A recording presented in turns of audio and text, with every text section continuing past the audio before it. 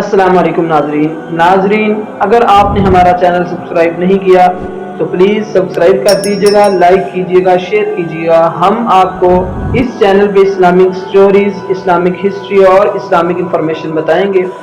آئیں آج چلتے ہیں ہم ایک اور ویڈیو کی طرف۔ اس ویڈیو میں ہم بتائیں گے آپ کو کہ 7 کام ایسے ہیں اگر آپ نے یہ کر لیے تو آپ ذلیل و رسوا ہو کر رہ جائیں گے۔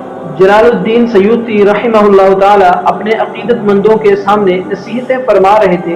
فرمانے لگے اگر آپ نے یہ 7 کام کر لیے تو آپ ہمیشہ کے لیے ذلیل و رسوا ہو کر رہ جائیں گے۔ پہلی بات، کسی دعوت پہ بن بلائے پہنچ جانا، یعنی کہ کوئی آپ کو بلائے بنا آپ پھر بھی چلے جاؤ، یہ آپ کو ذلیل و رسوا کر دے گی۔ دوسری بات، کسی بھی مجلس میں اپنی حیثیت اور مرتبے سے بالا تر جگہ پر بیٹھنا، یہ بھی آپ کو ذلیل و رسوا کر دے گا۔ تیسری بات، مہمان بن کر میزبان پر حکم چلانا، یہ بھی آپ کو ذلیل و رسوا کر دے گا۔